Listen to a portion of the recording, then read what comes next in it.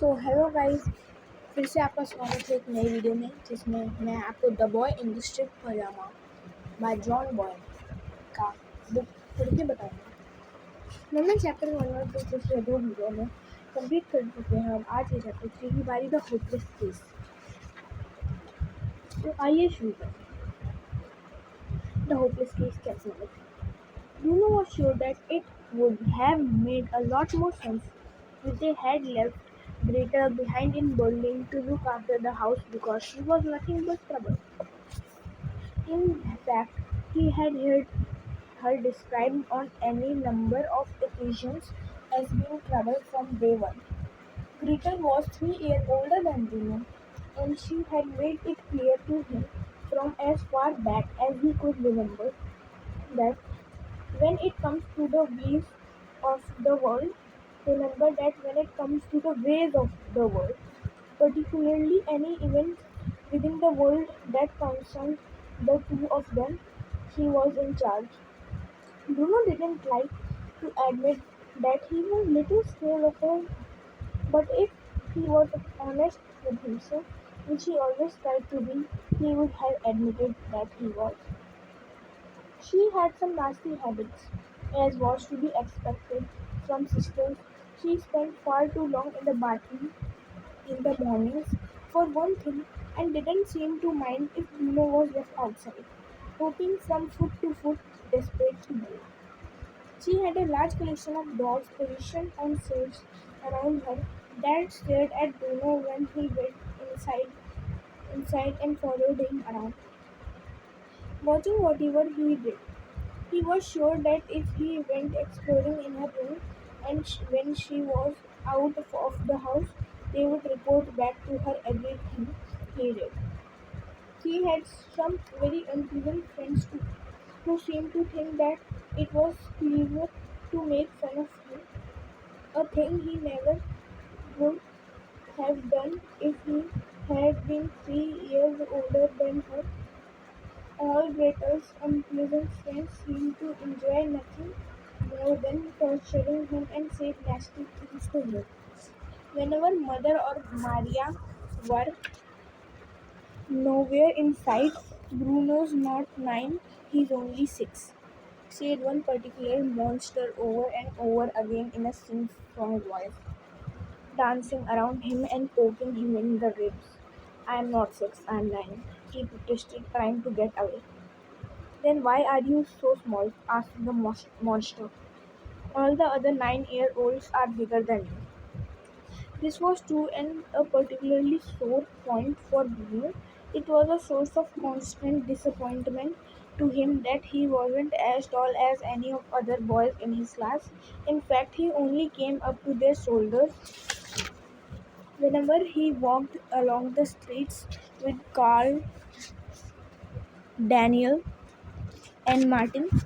People sometimes mistook him for the younger brother of one of them when in fact he was the second oldest. So you must be only 6. Instead, the monster and Bruno would run away and do his stretching exercise and hope that he would wake up one morning and have grown an extra foot or two. So one good thing about not being in Berlin anymore was the fact that none of them would be around to torture him. Perhaps if he was forced to stay out at the new house for a while, even as long as a month, he would have grown by the time they returned home, and then they wouldn't be able to be mean to him anymore. It was something to keep in mind anyway if he wanted to do what Mother had suggested and make the best of a bad situation. He ran into Gretel's room without knocking and discovered her placing her civilization of dolls on various shelves around the room. What are you doing here? She shouted, spinning round. Don't you know you don't enter ladies' room without knocking? You didn't bring all dolls with you, surely? Asked Bruno, who had developed a habit of ignoring most of his sister's questions and asking a few of his own in their place. Of course I did, she replied. You don't think I'd have left them at home? Why, it could be weeks before we're back there again. Weeks, said Bruno, sounding disappointed but secretly pleased because he resigned himself to the idea of spending a month there. Do you really think so? Well, I asked father and he said we would be here for a foreseeable future. What is the foreseeable future exactly? Asked Bruno, sitting down on the side of her bed. It means weeks from now, said Gretel with an intelligent nod of her head. Perhaps as long as they. That's all right then, said Bruno, as long as it's just for the foreseeable future and not for a month. I hate it here. Gretel looked at her little brother and found herself agreeing with him for once. I know what you mean, she said. It's not very nice, is it? It's horrible, said Bruno. Well, yes, said Gretel, acknowledging that it's horrible right now. But once the house is smartened up a bit, it probably won't seem so bad.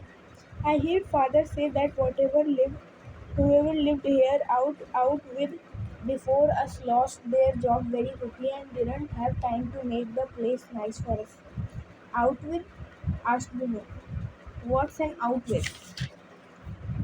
It's not an out with, Bruno, said Gretel with a sigh. It's just out with. Well, that's out with then, he repeated. Out with what?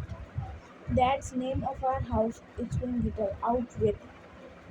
Bruno considered this. He hadn't seen any sign on the outside to say that what was what it was called, nor had he seen any writing on the front door. His own house back in Berlin didn't have even any name. It was just called number 4. But what does it mean? He asked an expression out with what? Out with the people who lived here before us, I expect, said Gretel. It must have to do with the fact that he didn't do a very good job and someone said out with him and let's get a man in who can do it right.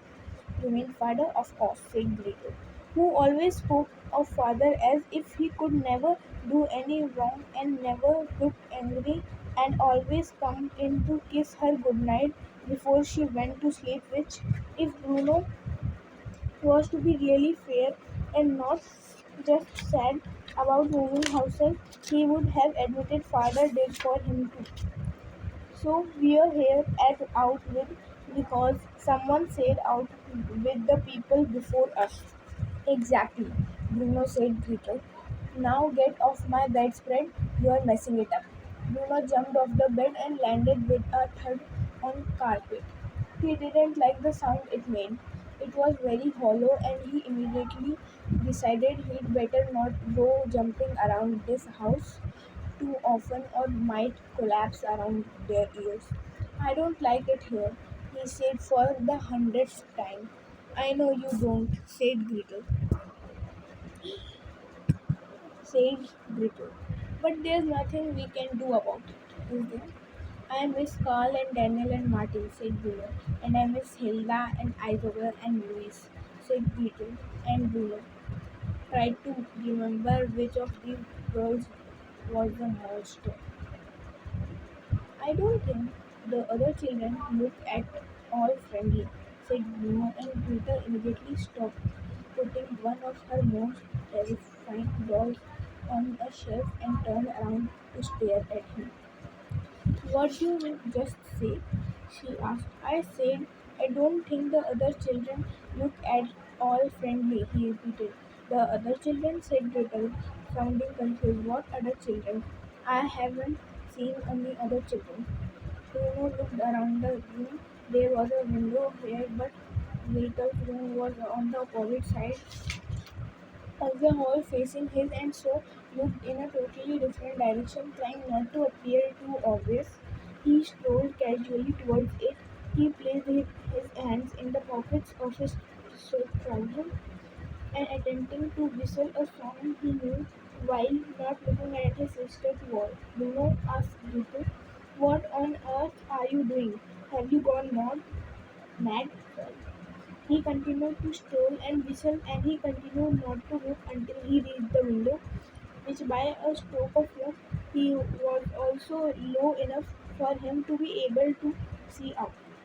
He looked inside and saw the car they had arrived in, as well as three or four other belongings to the soldier who worked for father, some of whom were standing around smoking cigarettes and laughing about something while looking nervously up at the house. Beyond that was the driveway and further along a forest which seemed ripe for exploration. Bruno, will you please explain to me what you mean by the last remark? Asked Gretel. There's a forest over there, said Bruno, ignoring her. Bruno snapped Gretel, marching towards him so quickly that he jumped back from the window and back up against a wall. What, he asked, pretending not to know what she was talking about. The other children, said Gretel. You said they don't look at all friendly. Well, they don't, said Bruno, not wishing to judge them before he met them by but going by appearances, which Mother had told him time and time again not to do. But what other children? Asked Gretel. Where are they? Bruno smiled and walked towards the door, indicating that Gretel should follow him.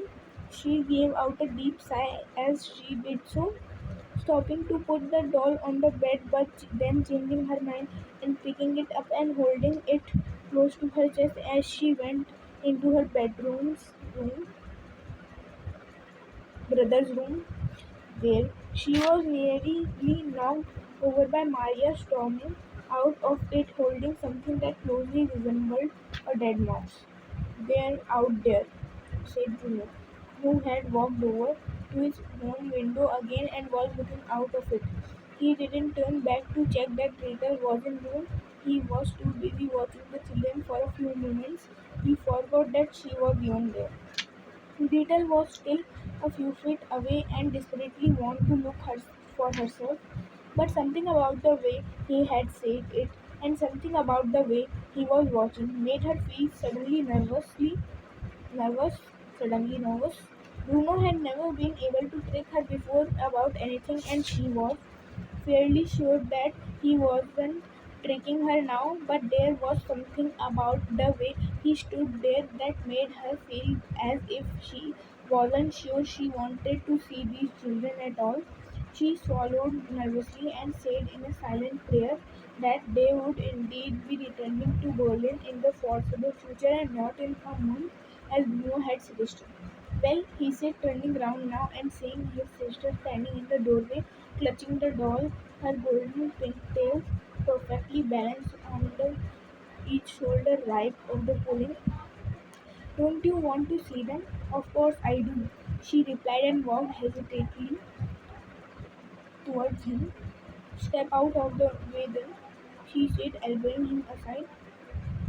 It was a bright sunny day, that first afternoon at out, with the sun appeared from behind a cloud just as Gretel looked through window, but after a moment her eyes adjusted and the sun disappeared again and they saw exactly what Bruno had been talking about. So this chapter is over. Chapter number third, uh, which name was The Hopeless Case. So in next videos, which will be posted in few hours or few days, will be of chapter 4, what they saw through the window.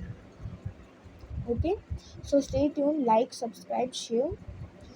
And I am seeing in last few videos there are less views, so please watch this video. Thank you.